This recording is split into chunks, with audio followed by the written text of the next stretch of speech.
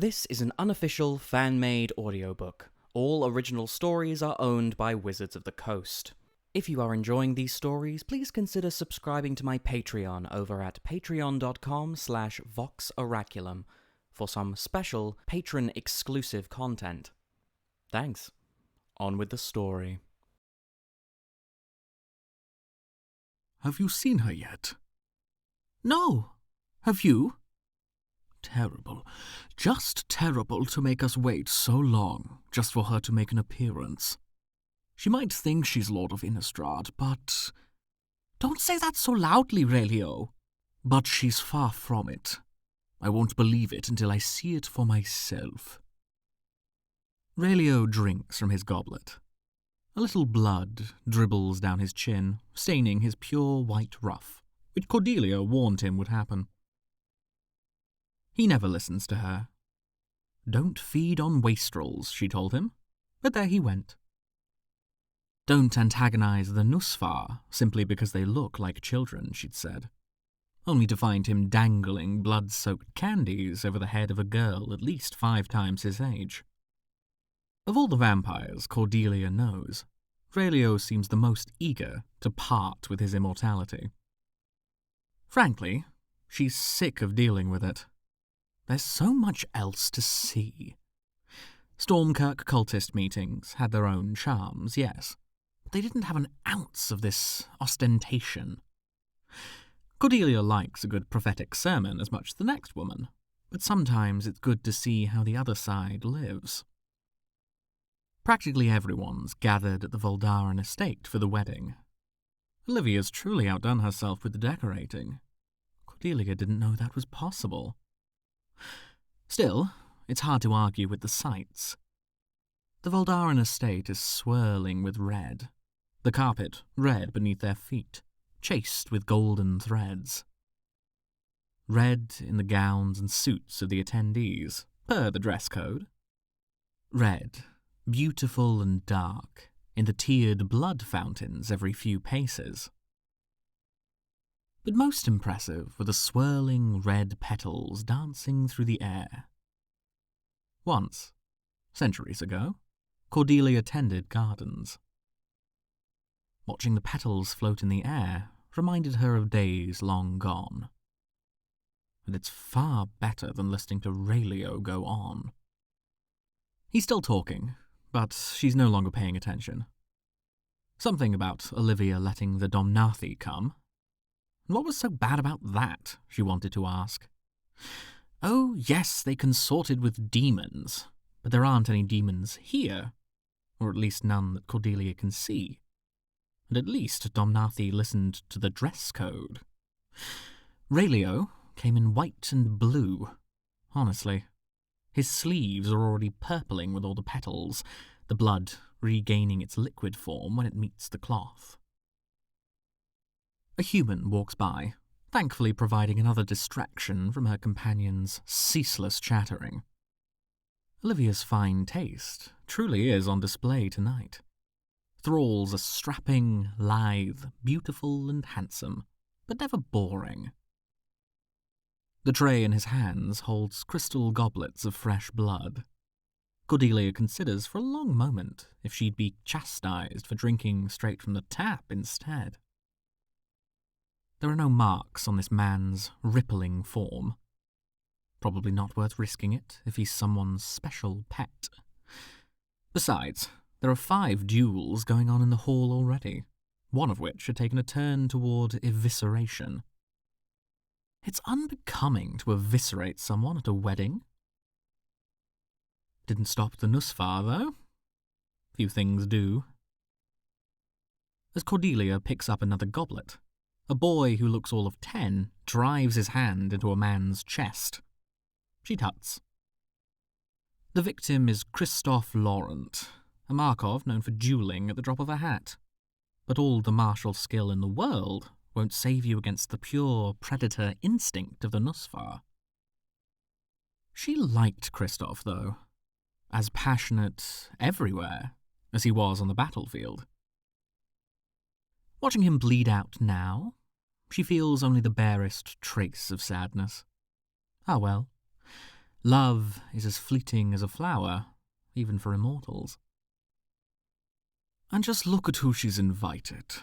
Monsters. I tell you, being a vampire doesn't mean what it used to mean, Relio prattles. Why, that we're all bowing to this madwoman should tell you something. Relio, you're a Voldaren, she says flatly. That only means I know her better than most. 200 years ago, we'd never be cavorting with Domnathi. Relio's next nonsense dies the moment he does, drowning the blood welling up from his mouth. Like a waterfall, it spills down his chest. He reaches out for Cordelia, but she sidesteps his dying grasp. 3 seconds later, his corpse falls with a thunk onto the polished marble floor. Henrika Domnathi, noted demon sympathizer, stands just behind him. Crimson tendrils weave about her fingers. Dark, arterial blood fills her goblet. When she fixes Cordelia with her steely glare, it's all she can do to keep from running away. Terribly boring man, she says. Friend of yours? No, not at all, Lady Domnathi. Not at all, Cordelia says. The rumoured one-time lover of Grizzlebrand smirks. Good. And you are? Cordelia. Ah, yes, is Stormkirk, aren't you? She says. The way she studies Cordelia's outfit feels uncomfortably like a cat surveying a mouse.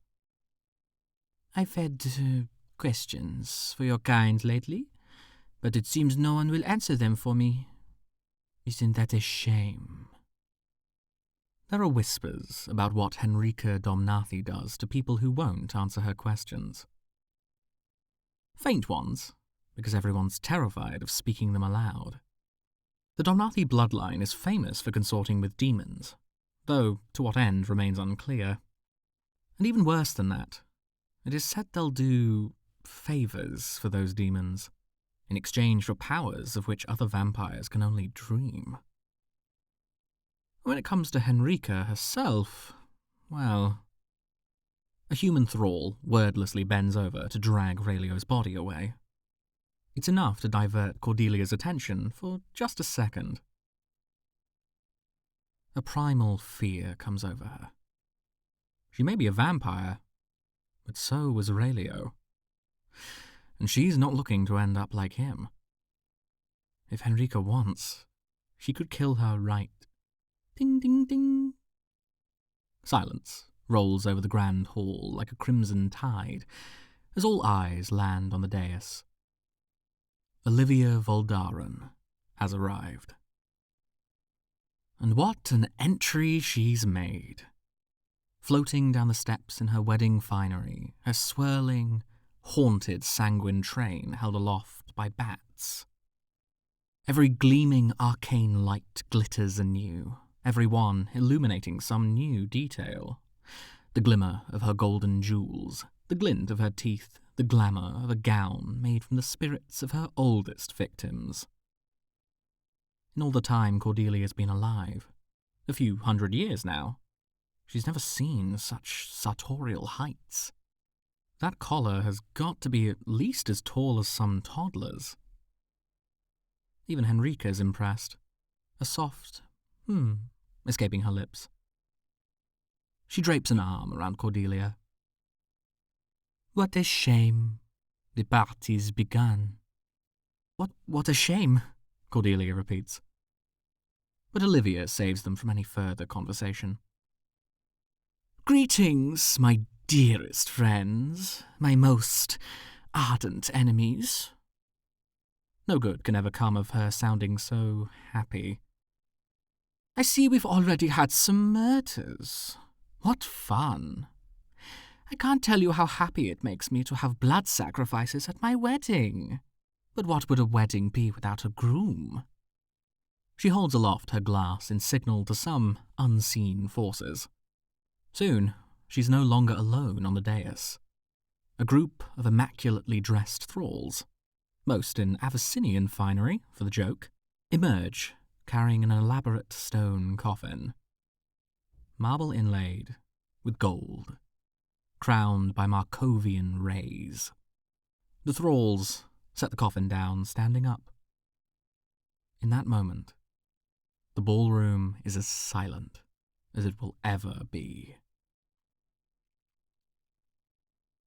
Chandra Nalar walks face first into danger.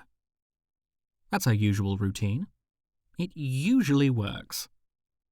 Tonight, as she tries to walk past the guards outside the Voldaren estate, it doesn't. Instead, Teferi grabs her by the shoulders, just as a bird flies into the wall. Whatever magic they've got incinerates it right then and there.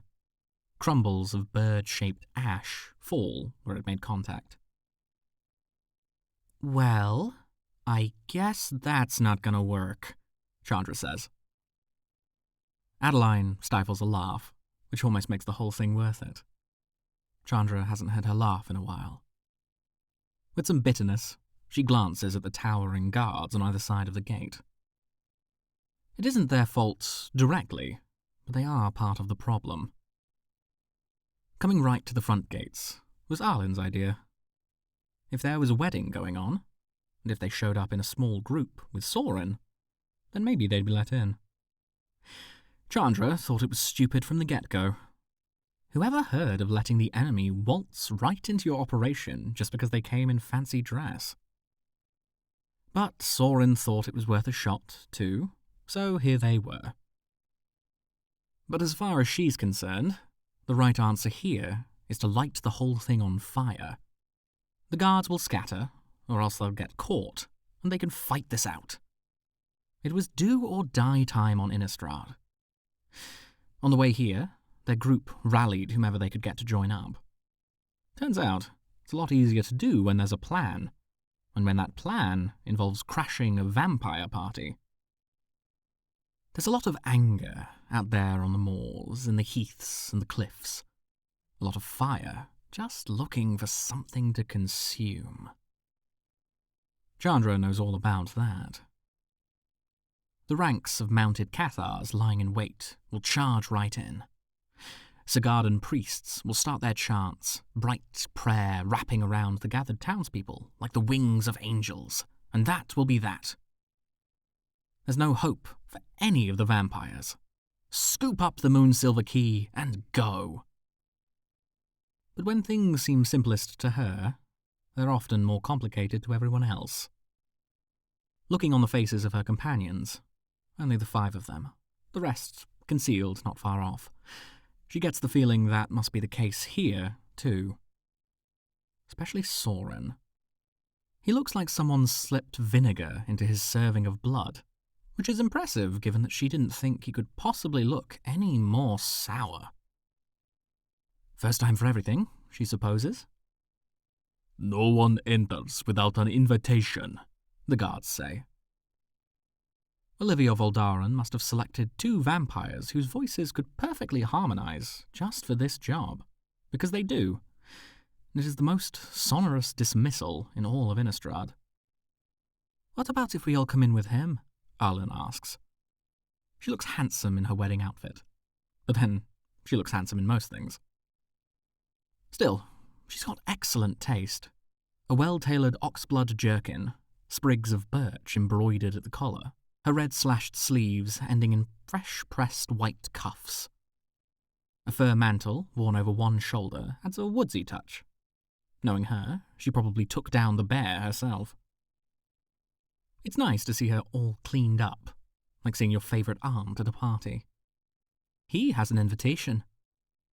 "1 person per invitation," the guards intone together. "But that doesn't make any sense," Chandra says. "Not even a +1. "You can definitely afford to let more people in," says Kaya, gesturing at their gilded armor.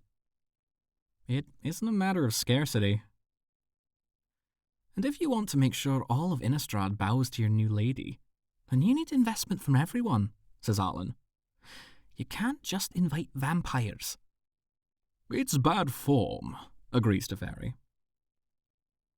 1 person per invitation. Chandra wants to scream. The answer's so simple. Just go in, right? Just go in. But there are wards all around the place. Wards the witches haven't been able to crack, and the priests haven't been able to dispel. The vampire armies there as well, all along the watchtowers, waiting for any sign of unrest. Who knows how many of them have magic of their own? Who knows how hungry they are? Sure, Arlen and Adeline managed to put together a small army's worth of people, but was everyone ready to come to blows here? Right here? Right now? As much as Chandra wants to fight, she can't ignore the cost of it out in the open like this. Without the key, or the immediate hope of the key, it's going to end like the Harvest-Tide massacre. That day carved itself into her mind, and the scar of it will remain for years, she's sure. The bodies lying out in the balmy orange of the setting sun, their blood, red as cranberry wine, seeping into the festive costumes they'd spent so much time putting together. Dressing as werewolves and vampires was meant to be an act of defiance. To see their bodies lying broken instead. Battlefields were sickening enough on their own. But these were innocent people. Barely grown, some of them. And when she thinks of them... No. They can't just walk in. Maybe Adeline knows what she's thinking.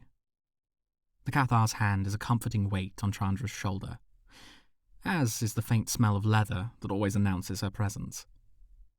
The parade armour she's wearing is swoon-worthy enough, engraved with Abyssinian symbols, but she always smells so good, too. Patience rewards the virtuous, she says. But I admit, it's difficult sometimes to be virtuous. Tell me about it, says Chandra. Best not to let it linger. Real shame, though. Here we are, both looking sharp with nowhere to go. I was promised a party.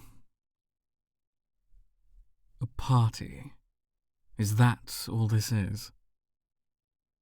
The deep voice hits like a punch to the ribs. Chandra doesn't flinch. In some sense, she's happy he's finally paying attention to the world around him instead of brooding. I mean, it isn't just a party, she says. I'm trying to lighten the mood, Sorin. I'm certain this is all a fun romp for you, Nala, but I promise you, there are adults present, said Sorin. Some of the adults could use a laugh, Teferi says. Chandra's proven herself time and again. She's earned her right to joke around. This isn't her home plane, either. She could have ignored the summons, or left after Harvest-Tide. But she's here. Sorin looks down at the invitation in his hands. He furrowed his brow. Chandra thought he looked just like a moody old portrait, which made her laugh, because he'd hate to hear that. She was at least quick enough to bite her lip to stifle it. No matter how ridiculous Sorin is as a person, or how much she might dislike him, it's hard to imagine what she'd be feeling in this situation. Will you be all right in there alone? Alan asks him. I can try and follow you, Kaya offers. It's a funny thought, a little ghost Kaya hovering around the sullen Sorin. Chandra knows it doesn't work that way. Kaya isn't really a ghost, so at most she'd be following behind him at full size. Still, somehow the image feels right. But what feels right too is the way he sighs and shakes his head. I've been alone for centuries, he says. This will be no different. She wants to ask him what he means, because he won't be alone. He's related to a bunch of people in that place. Must be someone in there he likes, right? But as he strides between the guards, Sorin doesn't have the air of a man who likes anyone. Sorin walks alone. The guards on either side of him must think otherwise. With the barrier secure, they opted to escort him to the castle, sending messenger bats for reinforcements to replace them at the outer gates. Every one of his footfalls is echoed by theirs. The sharp tap of his shoes on the marble floors, the soft clatter of their armour. If they chose, they could move as soundlessly as moonlight through the darkness. But instead, there is the steady rhythm of their steps for company. And soon, they're braying. "You didn't adhere to the dress code," says one. Sorin does not know his name, nor does he care to. "The colours were specified in the invitation." Towers floated atop chunks of rock on either side of them. Within each of those towers, a host of Voldarans and their guests pour blood for each other. The scent of debauchery reaches him even here. He wonders if all of them are adhering to the dress code. In the distance, the churning sea continues ever on its course, ignorant to what occurs here. He says nothing. Petals of blood land on his cloak, colouring the frost. Onward, through the gates of the castle, filigreed with the Voldaran symbol and Olivia's silhouette within it.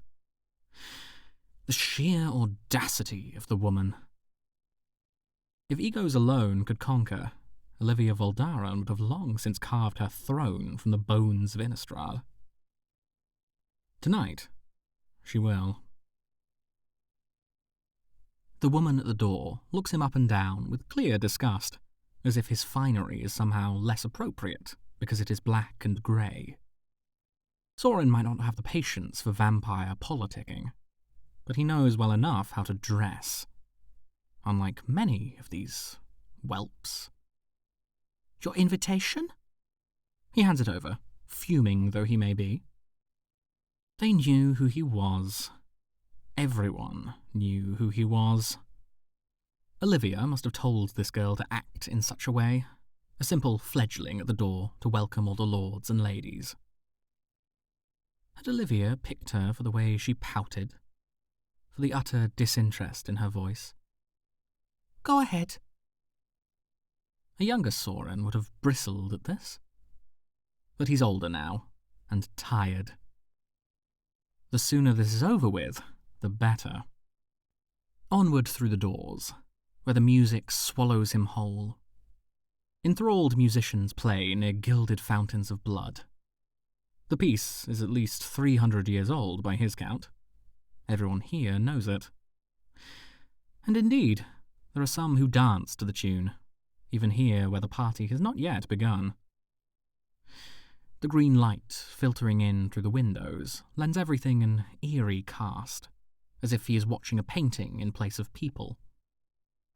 But then it comes, inevitable as the outside tides. Once one of the revellers gets hungry, wanders over, and tears out a musician's throat. Really, some of these guests can't be counted as people. To be given over to your desires so thoroughly that you cannot keep yourself from ruining the entertainment is to be less than human. And they are all like this. Yes, for thousands of years, they have all been like this. "Sorin? Is that Sorin Markov?" He keeps walking. The hallways of the Voldaran's estate are meant to confuse. It's one of Olivia's oldest tricks. Get the revellers drunk by one means or another, tell them they absolutely shouldn't wander off, make a few people disappear when they do. There are more geists in the muttering corridors than there are pages in all of Olivia's library. Each one a victim of hers.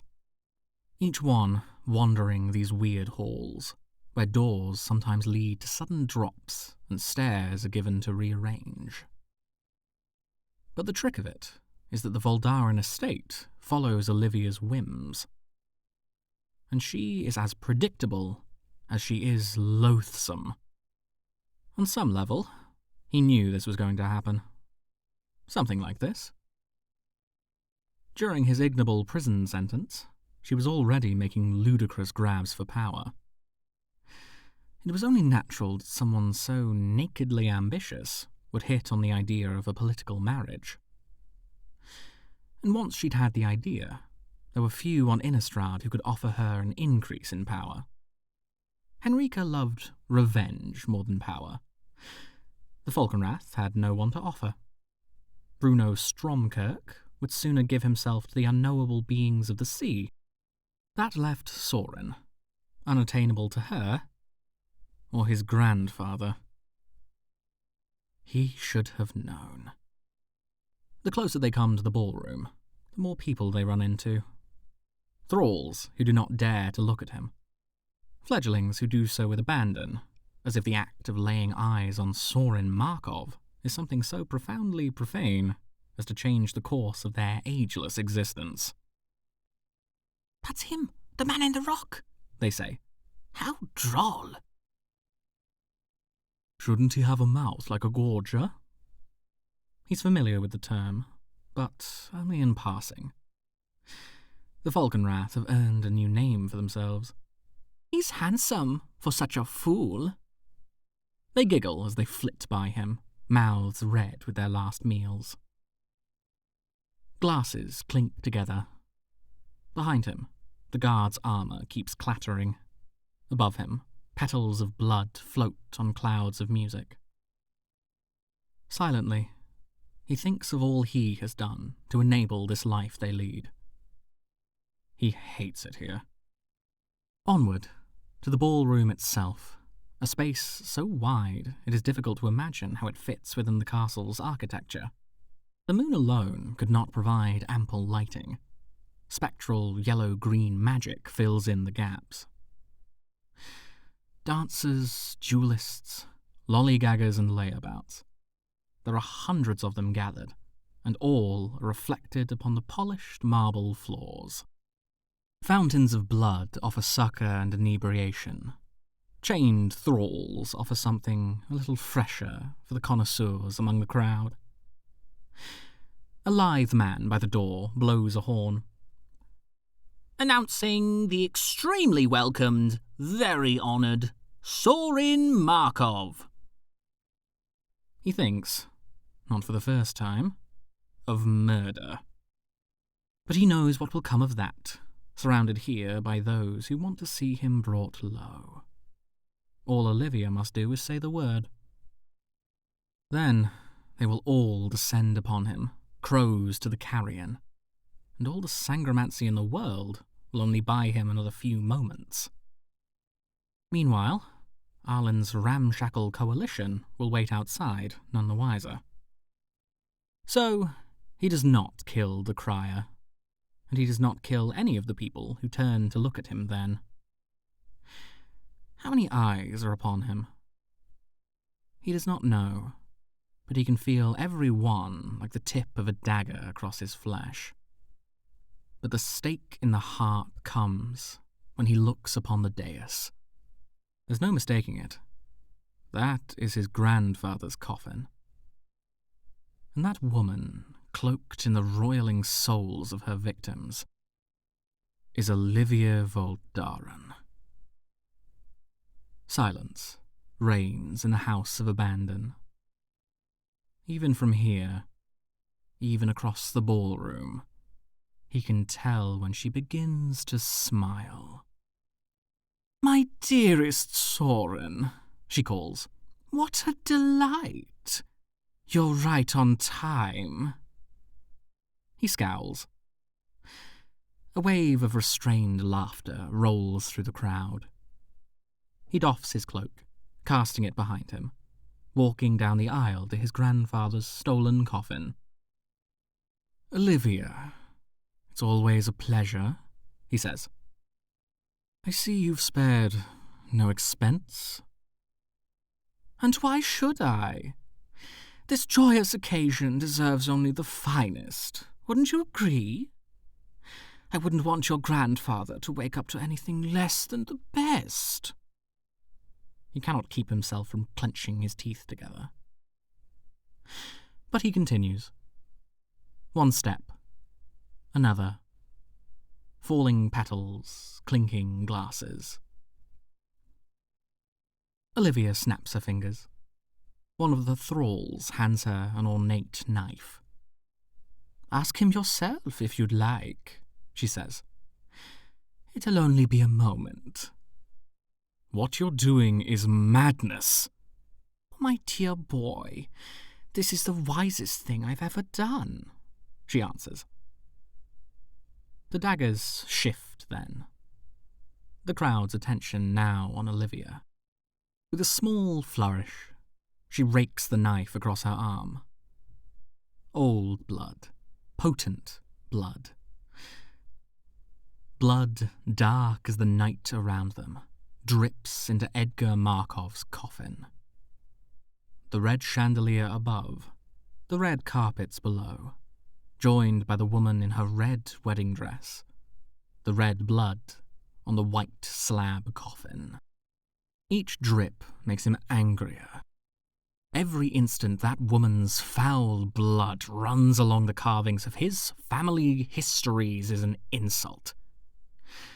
His grandfather who created everything these people so value.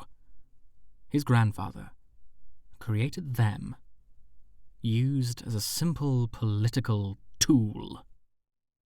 He knows what is going to happen. The grooves run all the way to the inner workings of the coffin. Any moment now, that woman's blood will drip onto his grandfather's lips. The rush of it will leave him overwhelmed, and, worse, her own memories and emotions will mingle with his. Sorin was so careful whenever he woke his grandfather. He'd wait and wait until his own storm of emotions had settled. He'd keep his mind trained on pleasant memories. He'd do whatever was necessary to see that his grandfather woke comfortably. To wake from slumber is a frightening thing, much as no one wants to admit it. And now his grandfather is going to wake tasting that woman's blood, thick with ambition, surrounded by these insects. It is, in the end, a childish thought. Perhaps the most childish thought he's ever had. And certainly the most childish thought he's had in recent memory. But it is there, at the core of all of this. A single thought that echoes and echoes. He doesn't want to lose his grandfather. He doesn't want to see his grandfather get hurt. In all the plains, no one has known him longer. No one knew the story of his life so well, from his childhood to his ascendancy, his failures to his triumphs. No one else remembered anymore. All the others were dead. The realization is the flame. His rage, the powder. The instant he has the thought is the instant everything changes. The explosion incinerates all caution. Sorin charges ahead. The guards are there to meet him, 4 standing with spears interlinked. Mice before cats have more hope of survival. When Sorin pounces on one, he tears out their throat before the 2 of them can even hit the ground. 2 of the others he freezes in place, their blood stopping in their bodies. He readies to leap again, toward Olivia. But in his haste, he's forgotten the last man.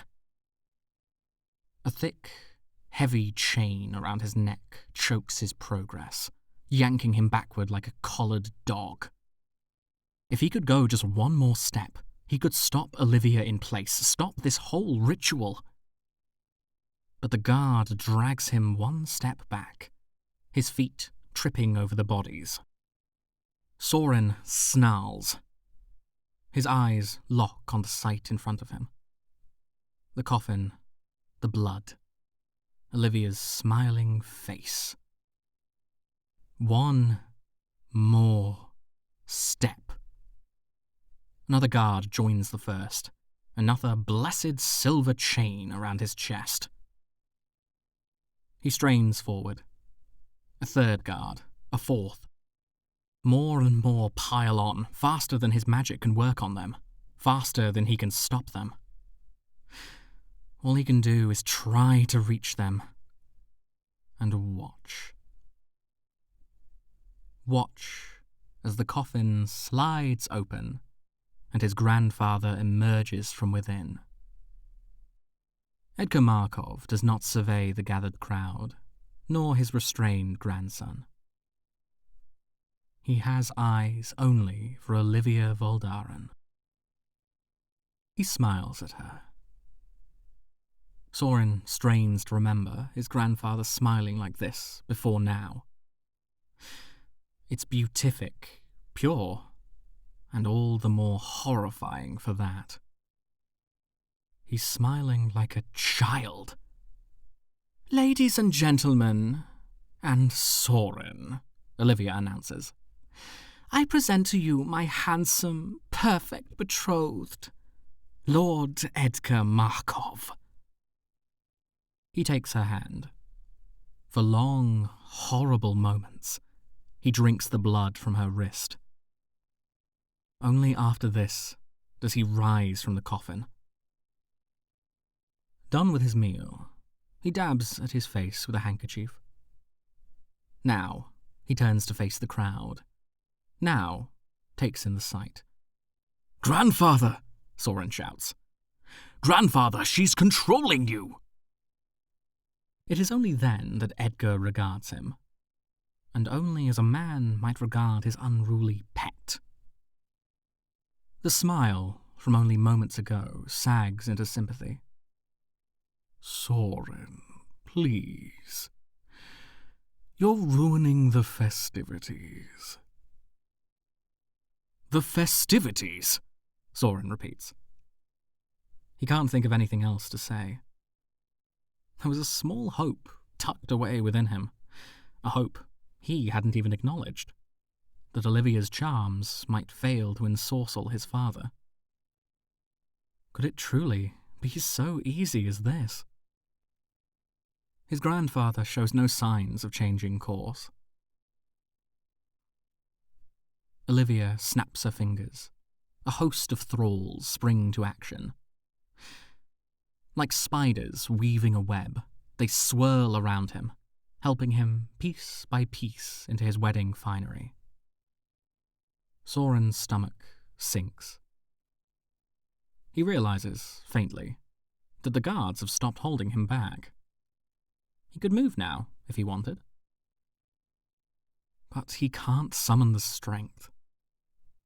Not as Olivia takes his grandfather's arm, not as the guests smile at him. "Why the long face? It isn't as if you'll be alone on the groom's side," Olivia says. He's too worn down to dignify it with a response. But she makes good on her word. He won't be. There are other coffins. He has so many relatives, it'd be impossible to store them all at Markov Manor. Many slumbered on their own properties. And they hadn't escaped Olivia's notice. Olivia flits from one coffin to the other like a mad honeybee. A few drops is all it takes to start the process of waking the ancients. Somehow, despite Edgar being her promised husband, she never seems to take her eyes off of Sorin. He wonders how much she knows. He wonders if she's picked them out by hand, the ancestors he most detested. He suspects that she has. It wouldn't be a difficult thing to do. He's rarely seen eye to eye with the rest of his family. He isn't sure when it happens, but it does. Perhaps by the time his third aunt wakes from her slumber to sneer at him. Sorin Markov looks away. One by one, his family passes him by. One by one, they kiss his cheeks and demand he does the same. All the while, they say nothing, for there is nothing to be said. There's a wedding on, after all, and talking with Sorin always ruined the mood in Markov Manor.